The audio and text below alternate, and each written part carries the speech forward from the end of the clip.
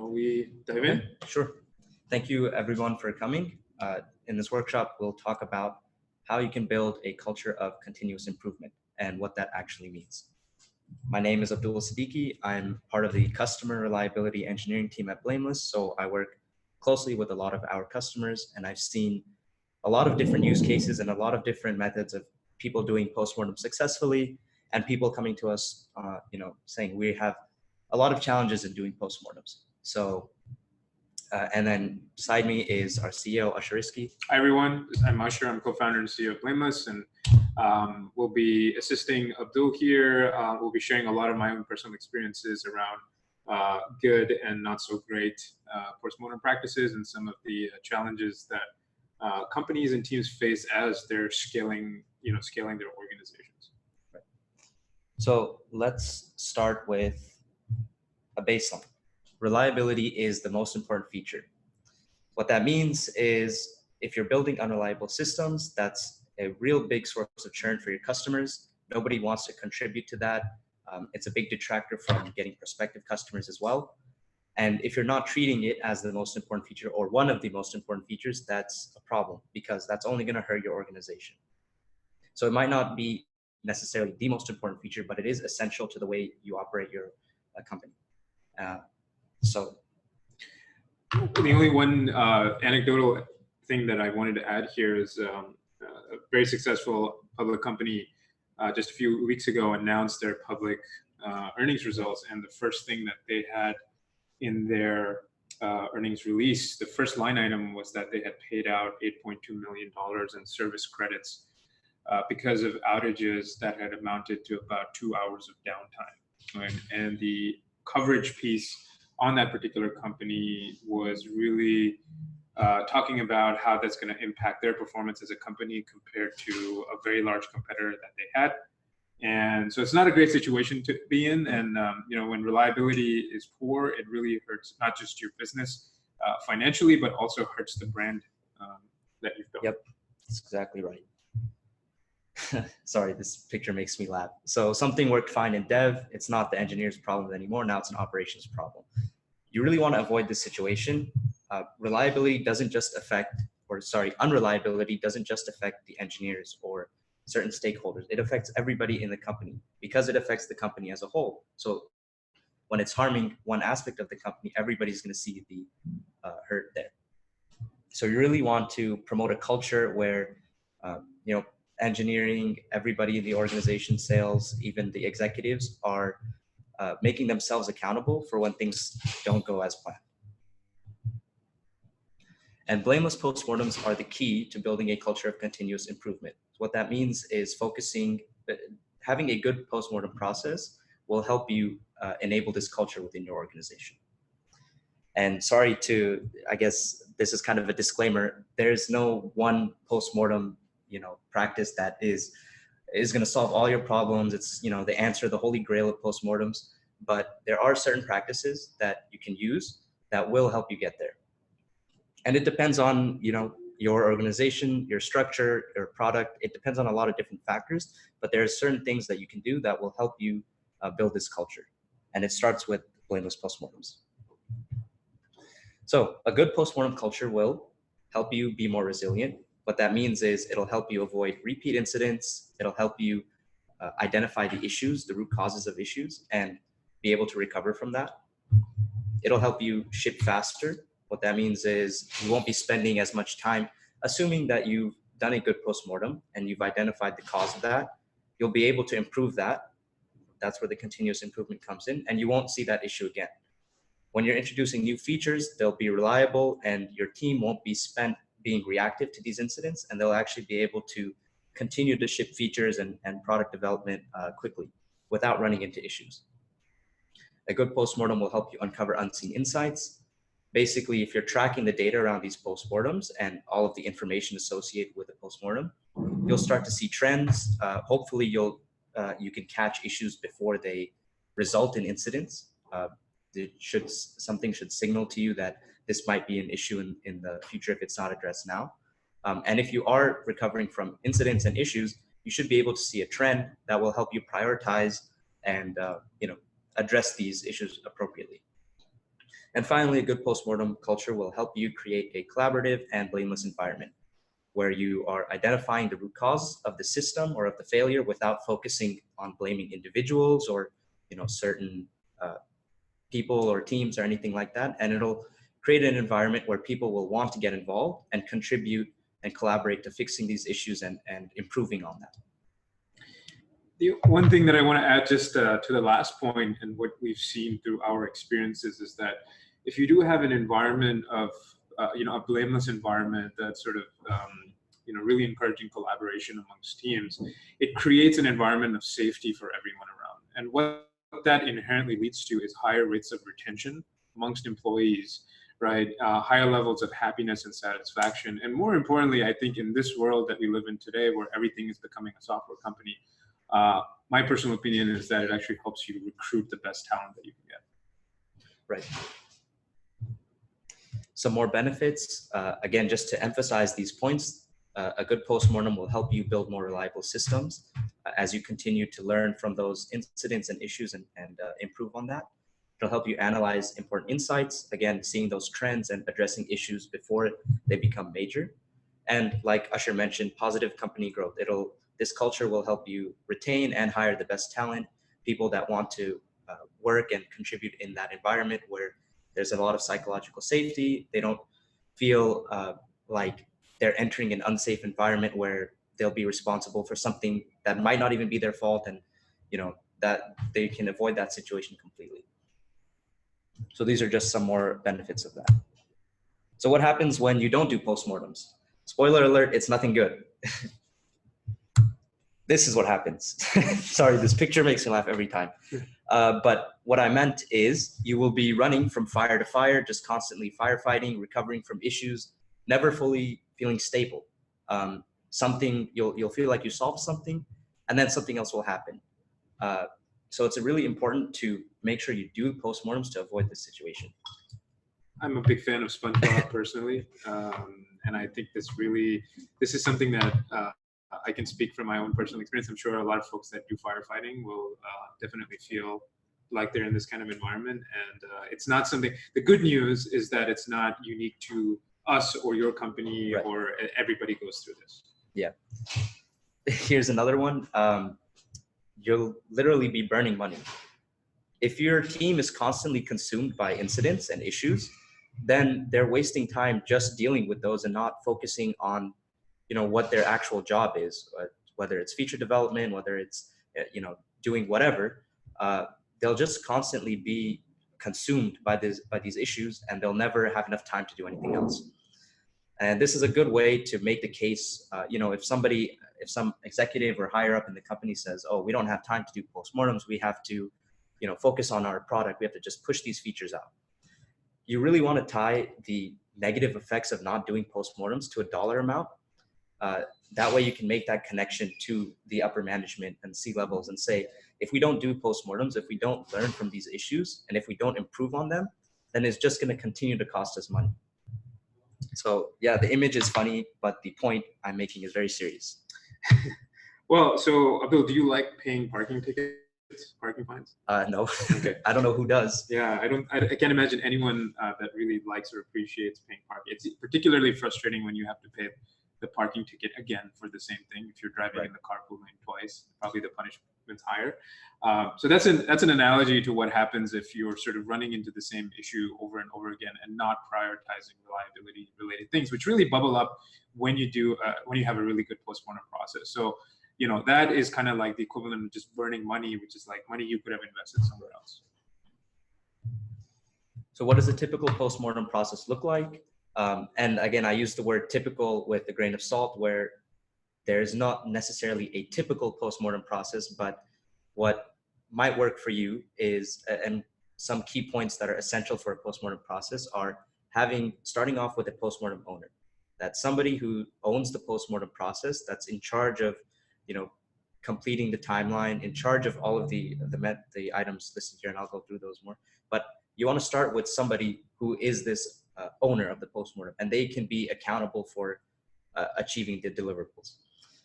Then completing the timeline. So the timeline of the incident, there'll be a lot of information that needs to be transferred over to the postmortem. So the next step after that is for the owner or somebody to complete that timeline of the incident from when the issue first surfaced to when the issue was resolved, and making sure that all the important information is in the timeline so that when you do the postmortem, you're not missing anything and you don't have to go back to a different source or, go back and ask people like, oh, sorry, what happened here?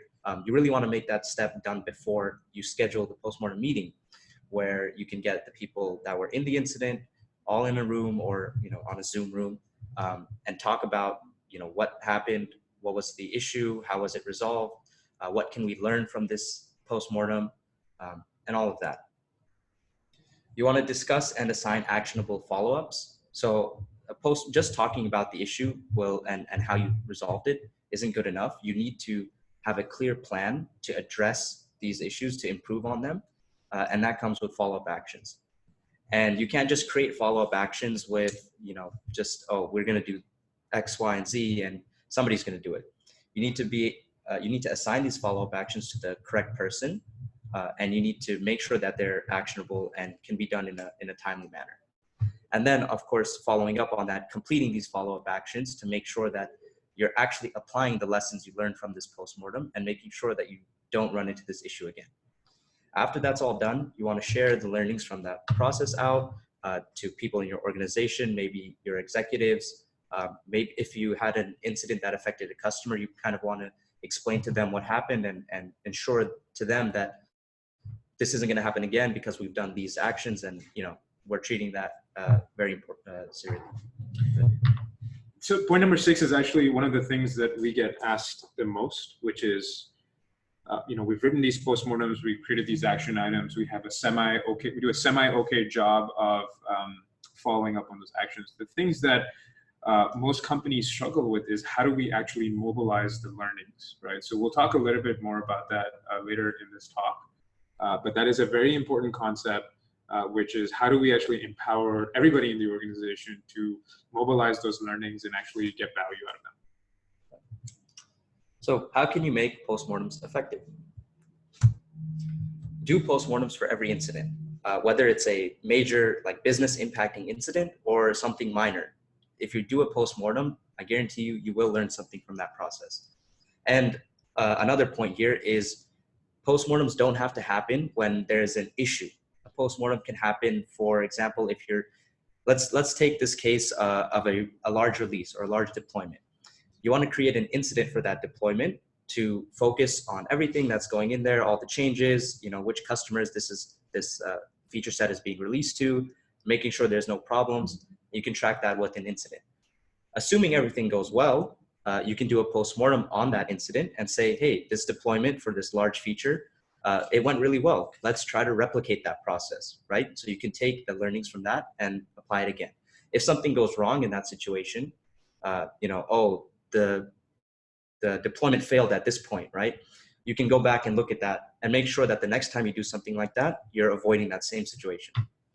Yeah, I think that's a great point, Abdul. So generally, we've been conditioned to react negatively to the term incident, right? So an incident has typically or historically meant something bad. And what we found and what we encourage is that that negative connotation is something that we've invented ourselves and is a function of the culture, usually internally within the company.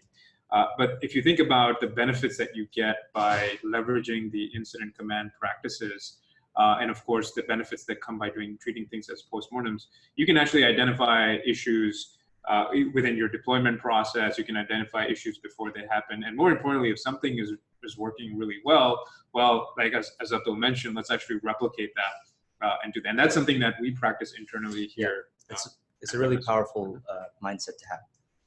The other thing is to have, if you're going to have a postmortem meeting, to have it soon after the incident is resolved, just so that the context remains. I mean, you don't want to have an incident resolved and then 2 weeks later have a meeting about it and say, oh, sorry, we forgot what happened 2 weeks ago, right? That information can easily be lost. So it's really a good practice to have a meeting, to make the time for that meeting soon after the incident. And you have to treat that as a priority, otherwise it'll never get scheduled.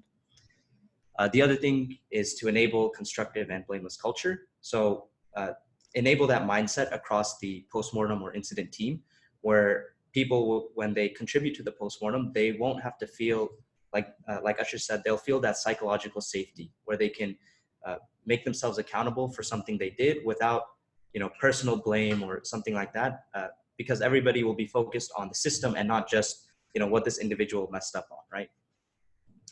The postmortem owner should have an agenda for the meeting. They shouldn't just start the meeting and say, okay, guys, let's talk about what happened, right? You should be prepared to lead, say, let's focus on this area first, then move to the next area. And the agenda can be, it can be whatever you want, right? But you should have an agenda and you should convey that to the people in the meeting so that everybody's prepared. And then you want to develop actionable takeaways. Going back to what I said about follow-up actions, you want to make sure these are discussed and assigned to the appropriate people, and they have realistic timelines on them, and that when they're completed, it actually shows an improvement in your systems.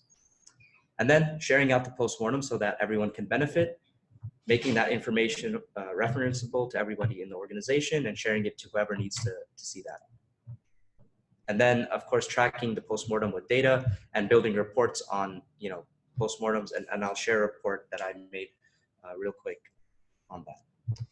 So I just did like some garbage data to show me how many postmortems that I have in each state since July 1st. So I had like 120 unassigned postmortems, 15 published, and you can see the rest there.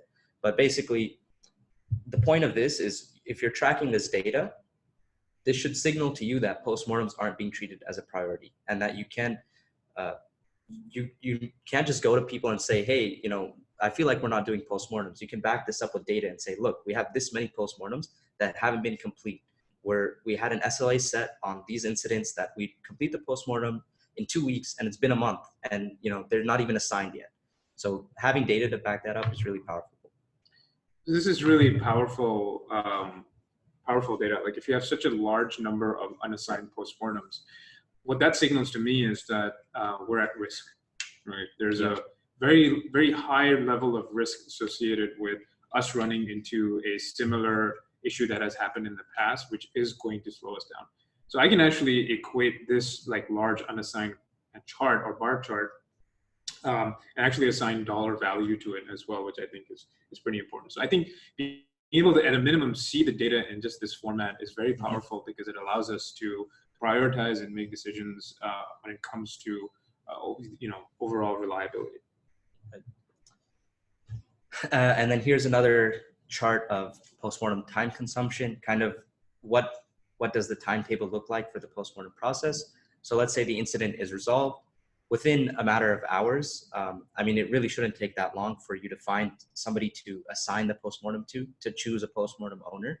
That should happen relatively quickly. From that point, whoever is the postmortem owner should complete the timeline of that incident or the postmortem really quickly after that. That shouldn't take days or weeks. That should get done that same day or the next day.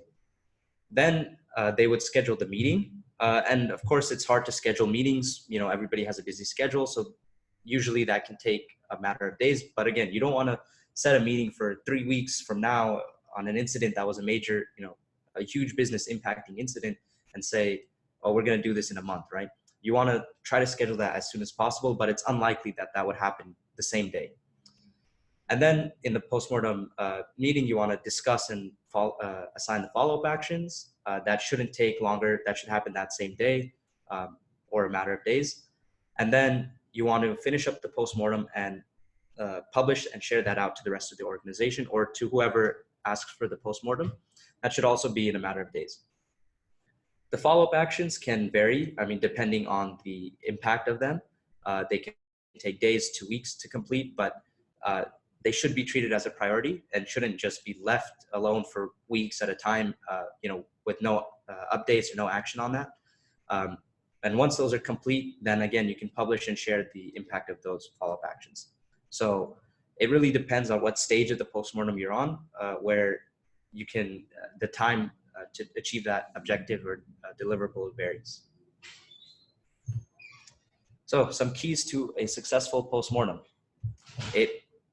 It will have clear ownership. So again, going back to the postmortem owner, there shouldn't be a lot of back and forth, like, oh, I don't know who's gonna do the postmortem here. It should be very clear. And if you start off on the right foot, that'll set up the rest of the postmortem process for success. So you want to make sure that step is good. One comment on ownership, which comes up a lot when we talk to customers, is, well, the operations team should own the postmortem, or the SRE team should be the ones driving the postmortem.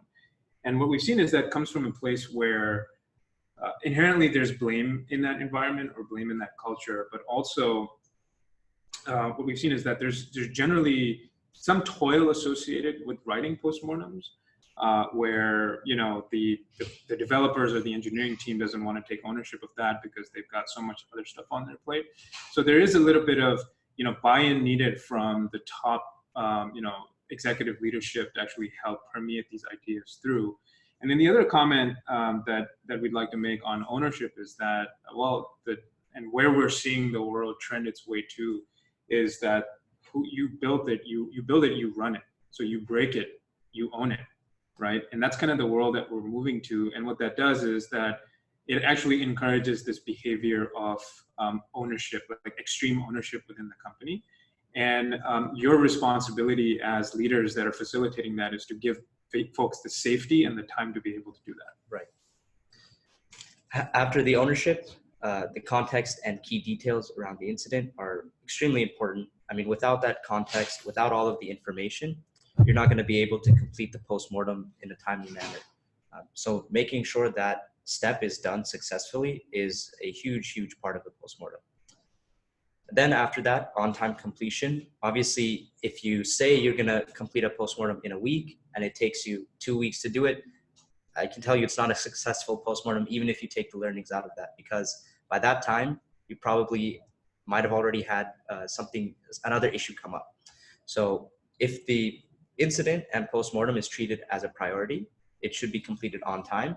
And that way you can act quickly to the postmortem. Tracked follow-up actions. A successful postmortem will have follow-up actions, and they have to be tracked efficiently. I keep going back to this, but that just shows you how important it is. They need to be assigned to the correct people, and they need to have an impact, right? And then use blameless language. A successful postmortem won't say things like, "Oh, Usher did this and that broke everything," right? It will explain the problem, very really clearly. It'll focus on the system, and it won't point blame at a certain team or a certain individual. And then one thing I'll say about that is, we're all human. We do make mistakes. So it's not impossible for anybody to, it's not always possible for somebody to say it was no one's fault. But the point of blameless language is to focus on the system. And people, if the system isn't being used properly by people, then, you can change the system, but you can't change when somebody makes a mistake. That's, you can't account for that. So blameless language is a big part of, making sure the postmortem is effective. And referenceability, being able to take the learnings and share it across your organization or your customer base or your impacted users, your executives, whoever the stakeholders are, giving them that visibility into your process and conveying the confidence that you are treating these issues importantly and you are making actions to improve that is a huge, huge part of a successful postmortem. Referenceability also refers to having the ability to make that data accessible, right? So it should be, how engineering teams today are using Confluence on a daily basis or Google Drive, and that becomes kind of your repository for your knowledge base, your repository for where all this knowledge is captured. Postmortems need to have the same level of referenceability. There's various tools out there that can make that possible. But referenceability refers to, hey, when I'm having another issue or I need to refer back to this learning that I thought I had, well, that needs to be easily accessible to folks. And I think we saw some questions in the chat, but we'll get to the questions at the end. We have some time for that. So why is ownership hard? Let's take the case of like a mid-sized tech, SaaS company, pretty standard stuff. Why would ownership be hard in a company like that? Because the roles and responsibilities are not clearly defined. Again, having a postmortem owner should be the first step. And if you don't know who's gonna do the postmortem, then you can't really get past that first step. A lot of times that's related to the blame getting passed around. Basically, if there's an incident and some service is affected or multiple services are affected, whoever is the owner of those services doesn't want to say, oh yeah, that was our bad. We know how to fix it, right? Because there's no psychological safety for them. So they'll say, oh no, it was, their fault, that service, they should do it, right? So that blame kind of gets passed around. You really want to eliminate that by encouraging psychological safety and a blameless culture. So once you have the roles and responsibilities defined and people can take ownership of the postmortem, then it all ties back into that culture. And then the other thing is toil. Postmortems are a toil-intensive process. To be honest, we all know they aren't fun.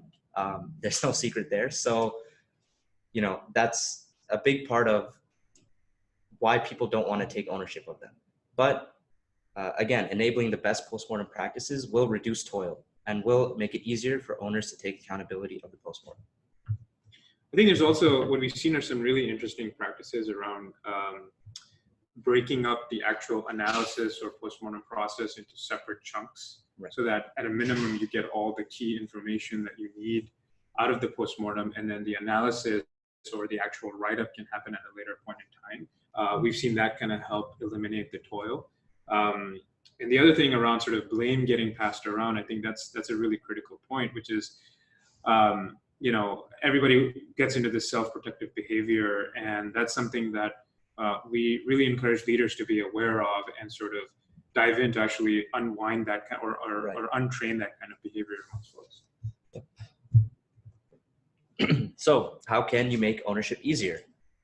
Well, there's a couple of things you can do, is to have a model for ownership. And this is just one example that I've seen that works pretty well, where, the main service affected, whoever is the owner of that service will be the postmortem owner, because they have the most context around the issue and all of that. And I've seen this work really well, but that doesn't mean that this is the only model for ownership. There can be a lot of different models, but having a model in place will make it easier to find that owner. Having the manager or director or, some senior management executive, whatever, the top level of the company, own that time allocation. And what that means is, if somebody is owning a postmortem and they're spending time doing the postmortem properly, that's going to take time away from their regular scheduled work. So it's not fair to, assign them more work and, just keep everything due at the same, deadline and say, okay, you have a bunch of more work to do. Then obviously they're not going to treat that work as a priority. They're going to focus on what was, originally expected of them. So having that buy-in from the top level to say, if you need to do a postmortem, take the time to do it properly and worry about the other scheduled stuff after that, or at least prioritize with that in mind. And that can go into I'll go into this later, but it can go into sprint planning, where you can account for unplanned work and things like that. And then the other thing to make ownership easier is to track ownership using a ticketing system. So it's not very efficient to say, okay, you're the postmortem owner, so just do it by this date. A few days later, they're going to say, I forgot that you told me that, right? So tracking that with a ticket or some sort of system where, it's, again, easily referenceable to everybody. And you can always point back to that as a source of truth and say, hey, you're the owner of this, and it's tracked here with this ticket, and the due date was assigned here, and all the information is here. So that means it must be done, right? That should make ownership much easier. What are some challenges to completing postmortems on time? That's sort of a meta question. Toil, again, the T word. The postmortem process is toil intensive. If you don't have the processes in place to reduce toil, then people aren't going to want to complete these things on time. They'll just keep getting pushed back at the bottom of their stack of work, and they'll say, oh, I'll get to it, right? The other thing is, especially in a mid-sized company, priorities are always shifting. Something urgent comes up, you have this postmortem due, you have this feature due, it's very difficult to prioritize when there's so many moving parts. And unfortunately, there's no one answer that will solve that, but you have to treat postmortems as a priority. If you don't complete the postmortem on time, it'll never get complete. I mean, what's the difference between a postmortem that's due in a week, it's due, you don't do it 2 weeks later, you don't do it 3 weeks later, it'll eventually just fall out, right? So making sure you're prioritizing that is really important. So how can you make the on-time completion easier? I talked about that a little bit, but the first point here is something I've seen really interesting. Block releases for teams with uncompleted postmortems. So again, going back to the very first point I made, where reliability is your most important feature. If you have an incident and you're doing a postmortem on that, and you see the area of improvement and you want to apply that improvement, you should do that first before you release a new feature. Because if you release the new feature, what's going to happen? You're just repeating the same process, right? So if you're not improving from your earlier incident, then you shouldn't be releasing anything new. So I'm not saying you have to be, that extreme. Okay, you have one postmortem, it's overdue by a day. This thing is not going out until that's done. But it can work, right? The point I'm making is you should have some sort of action to enforce the due date for postmortems, whether that's blocking releases or something else. And just to stay within the spirit of Blameless culture, like this is not, this is a silver bullet, and it's never meant to be a way to, it's not a punitive action. It's never meant to be seen as a punitive action, and people should not see this or use this as a way to, punish other people or blame other people, because that's but it is something that everybody, the way to avoid that is that you have buy-in on something like this from the leadership level, right? Actually, all, from the product team, from the engineering team, from the operations team, everybody's bought into it. We have so many silver bullets, and we trust each other to use those silver bullets when the time is appropriate. Right.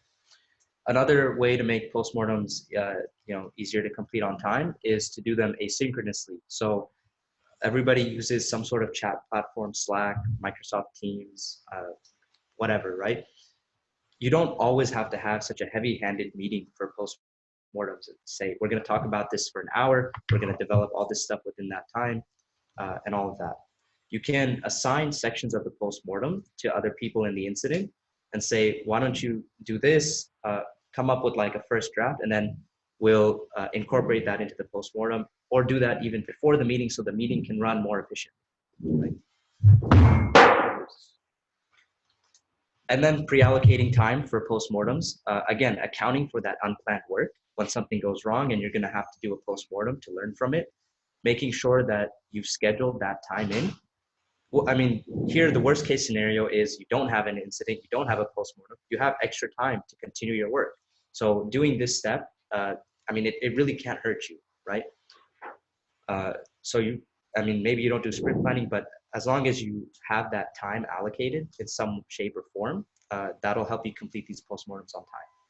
And then incentivizing it, making some sort of reward or some sort of incentive to owners or teams who complete postmortems on time. If there's no incentive, if it's just a toil-intensive process, then nobody will really complete it. Some things that we've seen that have been really interesting on the last point is really around gamifying postmortem completion, right? So one idea that we've heard from folks is, like how you have bug bash, or hackathon days or documentation days. Well, you should have something around postmortem completion days, right? And really have treat it as have a ceremony around it, treat folks, treat it as like one of those kinds of events and reward people for that. People have game nights, people have, have a pizza party around it. There's ways in which you can actually turn this into a pretty fun exercise. Yep.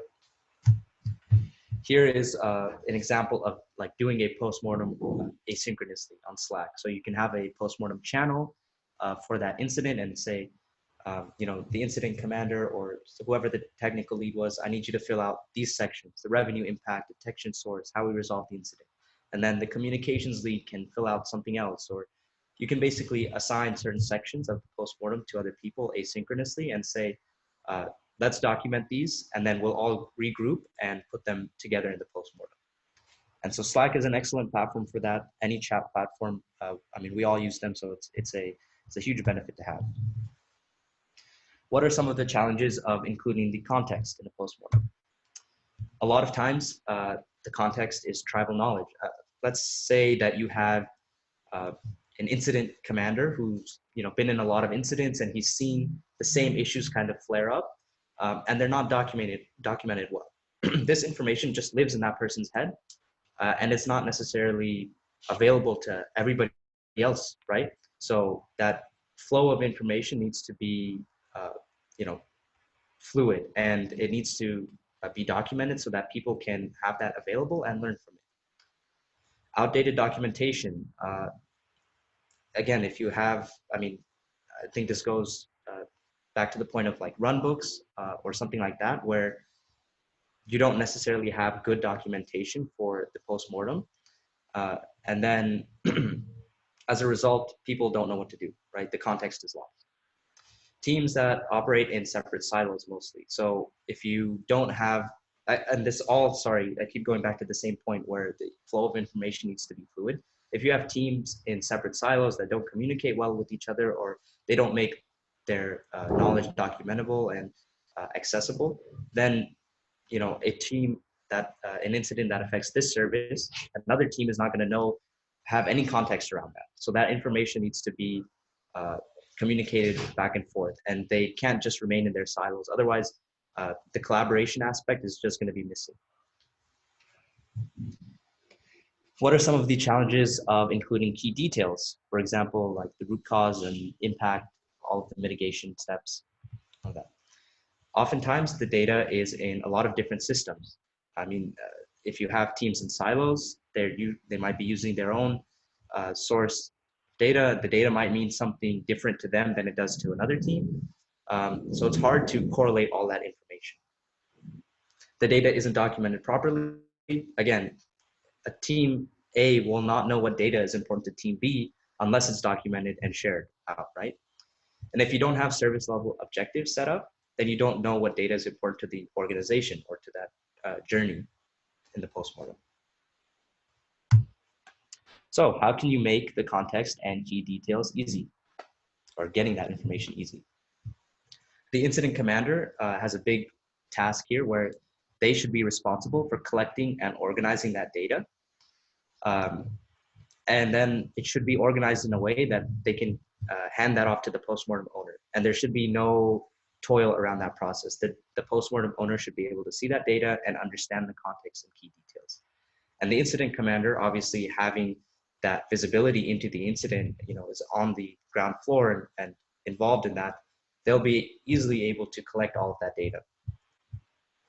Keeping all the details in one place or one system is a huge benefit.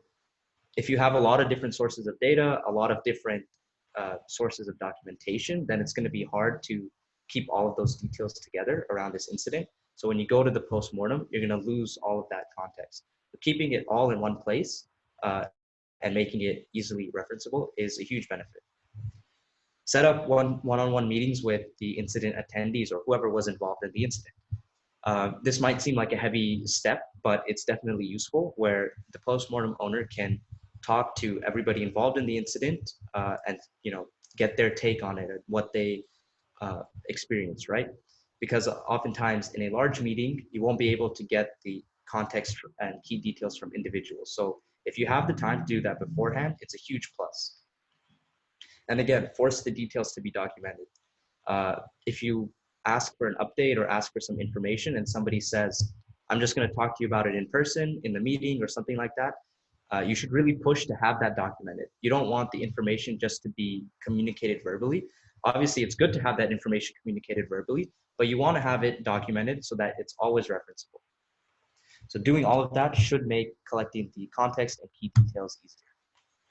I wanted to add just one quick point of that is that the thing that's happening right now is that a lot of these details are already in easily accessible places like Slack or Microsoft Teams. That's where a lot of conversations are happening. Adding a little bit of structure around that can actually make it extremely easy to pull that data out and document those metrics. So this isn't as toil intensive as most folks seem. A lot of this data is just living inside a central place like Slack or whatever collaboration system folks are using. Right. What are some of the challenges of tracking and completing action items? Oftentimes they're created in different systems, disparate systems. They're not created in the same place. So it's easy to lose track of that. The action items don't get tagged correctly, or there's some information missing in an action item. When you do that and you revisit an action item later, a few days later or a week later, you won't have the information there. So it'll be very hard to complete that action item. And what happens then is they get buried or forgotten about, and somebody will never do it because they don't really know what the action item is telling them to do. If you create all the action items with the same priority, if you treat everything as a priority, then technically nothing is a priority, right? We've all heard that before. But obviously, action items are very important, and they might all be, need to be addressed immediately. But you should have a plan in place to address them in order, or at least have a timetable for addressing them. And if they're tracked manually, as in just without a system to track them, then it's going to be very hard to follow up on that. So how can you make tracking and completing action items easier? Use one system to track all of the action items. Don't have them created in different systems or different, have different people create what they think are action items. They should be clear what are the action items, and then they should all be created and correlated to the same postmortem. Use tags or some sort of structured data. I say tags because that's, the most common, the most common one that we see in most software tools today, but some form of structured data to input the information into these action items so that when somebody looks back at it, they know exactly what it's talking about. Having a service level objective impact attached to the action item. Basically, the action item shouldn't just say, do this thing, because apparently that's going to solve our problems, right? It should have a clear definition saying this action item will, will help us improve because it affects this SLO. And then generating reports on outstanding action items is really powerful. Again, it's hard to say to people, oh, we haven't done action items. I feel like we're slipping on this. You really need data to support your points there. And I'll show you an example of what that looks like. Again, I just made some garbage data chart that shows me the amount of open follow-up actions for the last 2 months. So wow, this chart is really condemning. I didn't realize I had so many. But I want to focus on Paul. I'm blaming Paul a little bit, that he has 10 action items that haven't been done in the last 2 months. So that's a signal to me, and I guess to myself as well. Say, how come we haven't done these action items, in 2 months? They've been open for that long, right? So this type of data is really powerful to enable to start those conversations without just saying, hey, I feel like we're not completing our follow-up actions. Yeah, I think, and one quick thing I wanted to add here is that this data can be presented to the team, right? You present it to the team and say like, hey folks, these are all of the open action items out there, and I'm trusting you to go and take ownership of these and burn them down. And I think you can still maintain an environment of blamelessness, amongst the team itself, right, if you're just sort of presenting the data and saying like, hey, help me or help us solve this problem. Yeah, I was kidding about blaming Paul. I would never do that. So here's another chart that basically shows me the days since the follow-up action was updated. I can see that and it's organized by the largest or descending order. So 49 days since incident 10's action items were updated. I can go back to that incident, see what the action items were, and I can see why they weren't updated for 50 days, right? Again, you can present this data to the team and say, we're not making progress on these action items, so what's the problem there? What are some challenges to using blameless language? We live in a world where we work in very diverse teams with people from all over the world, and oftentimes there can be a language barrier. And it's not something to be taken lightly, where blameless language has to be used carefully. One word can mean something, but the other person can interpret it as something else just because of that language barrier. So you have to be really careful and make an effort to use the correct language and make that connection with that person, right? It's really easy to blame. That's probably the biggest one. Everybody will say, oh, that's that person's fault. Let them fix it, right? I think that's just a normal way of operating. It just seems easy, right? And then the lack of accountability. So this ties into the next point where there's no psychological safety. People will not hold themselves accountable if they feel like they don't have the psychological safety. Let's say, and this starts with that blameless culture from the top. You can convey that culture and environment to everybody in the company, and then people will be enabled to say, yeah, I was accountable for this issue. Luckily, I know how to fix it. I know what went wrong, and here's the steps that we can do to make sure it doesn't happen again. You won't have that if, the second somebody messes up, then somebody says, oh, that's it, strike one, you're out, right? It's really all part of that blameless culture. So how can you enable that language? Try not to call out individuals. If you have to, if you have to call out a team or, an individual, don't use their name, maybe use their initials or use some sort of, maybe use their role or something like that. But you never want to call them out by name because that doesn't really help you. And you want to move away from just one root cause. If you're focusing on one root cause, which is often not the case, oftentimes in an incident, you have multiple root causes, you want to make sure that's documented. And that way, there's not like one point, one source of pain or some source of blame. You have a lot of different root causes that are all related to this incident, but you really want to focus on that. Don't ever include personal judgments. I feel like that goes without saying, but it's very important that you never want to let your personal judgments or what you thought happened affect your language. You really want to focus on the data and the details and make that call. And then always ask yourself, where can you improve the system? At some point, something fell down, something happened. Where's the area of improvement, right? You always want to focus on what you can do better next time.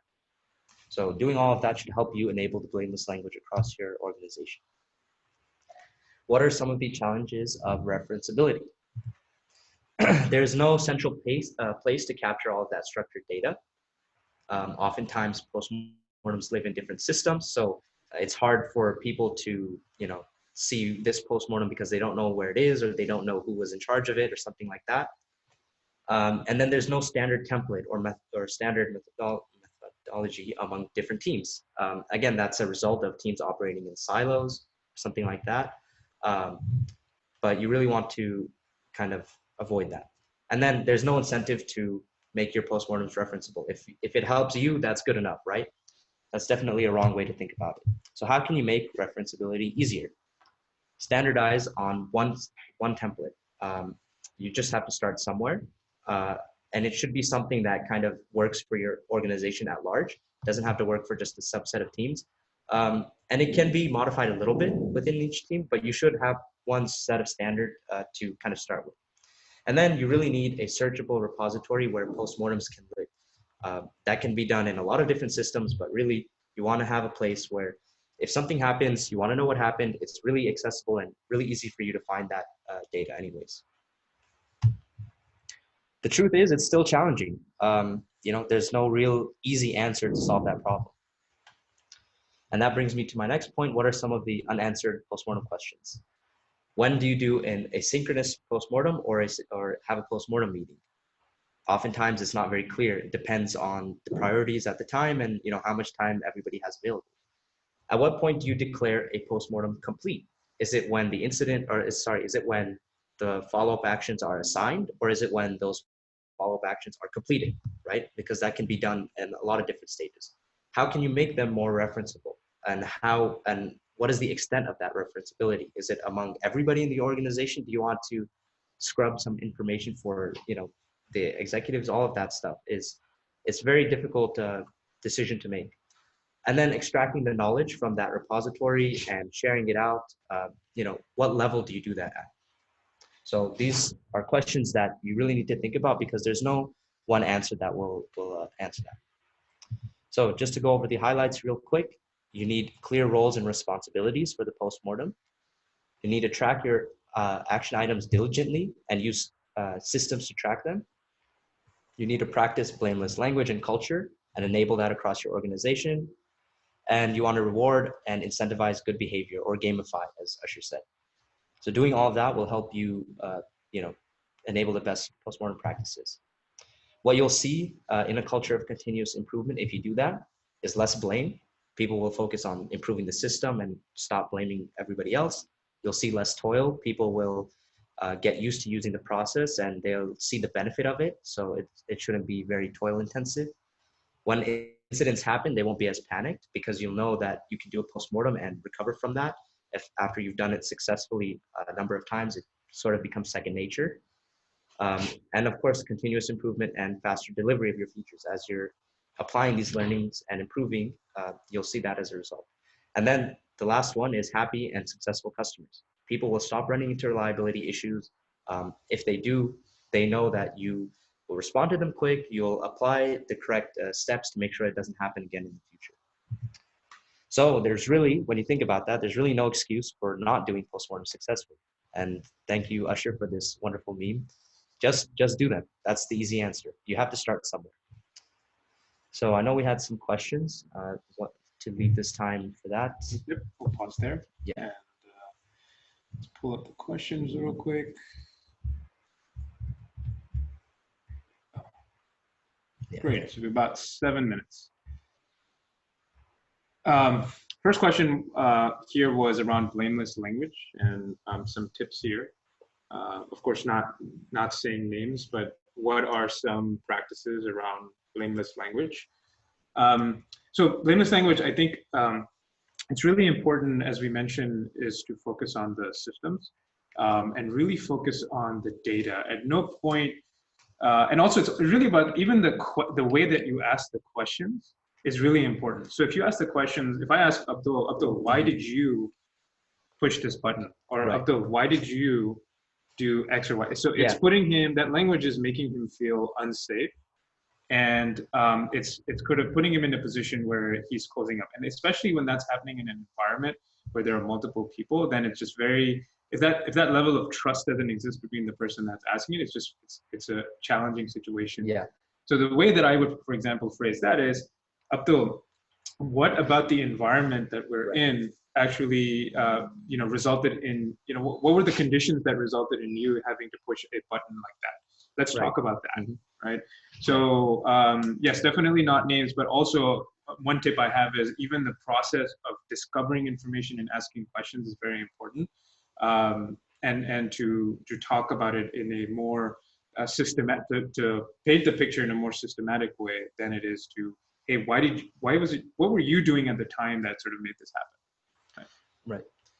And then I see the follow-up question to that is how to be blameless versus giving the responsibilities to the right team.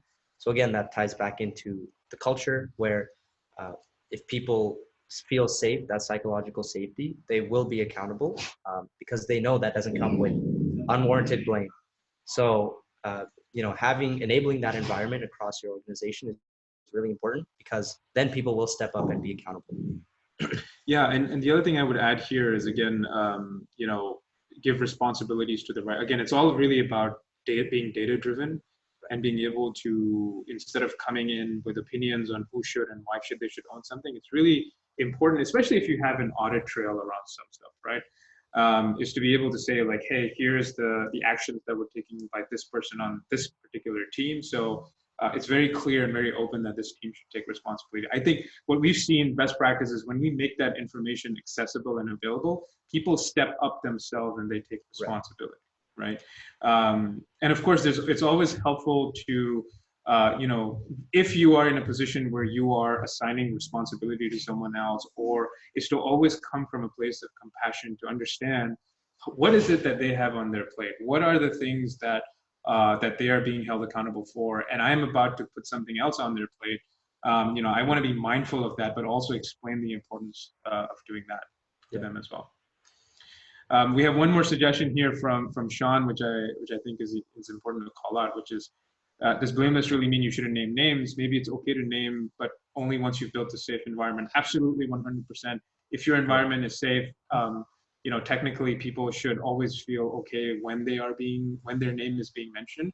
But I want to specifically, I think, Sean, you said this really well, which is person X did Y, which taught us Z and solved by N. I think that's great because it's painting a more holistic picture. Now, imagine if we had stopped that at person X did Y, right? That's immediately putting that person in a position of unsafety, and sort of just creates a bad and a blameful environment. But I think this is a great suggestion. I like this line a lot. Yeah, I think the next point also relates to that from what Shao said, where if you're going to name names, just make sure that it's done in an effective manner. I wanted to share one. We were at a resiliency event hosted by one of our partners, Honeycomb, and one of the topics that really came up is that a complex system, which hopefully most attendees here are dealing with a very complex system. Complex systems, they are in a default mode of operation, which is degraded, right? Just because of the nature of complexity in that system, something is always degraded. It's a matter of when you find out about it, how you deal with that, and then how you prevent it from happening again, right?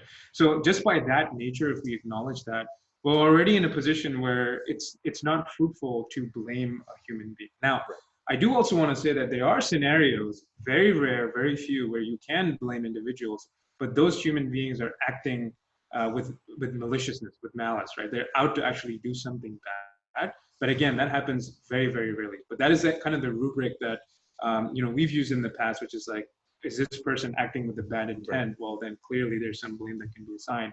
But if most people, we assume best intent, then it's the systems, the gaps in the systems that get identified. Right. Are there any other questions? You don't have to type them out. You can just unmute yourself, speak up if you have another question. Or comments. Or comments, yeah, sure. We have a couple minutes left.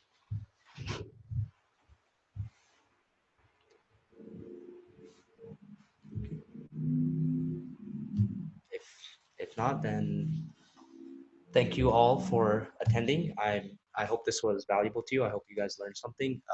So thanks for attending.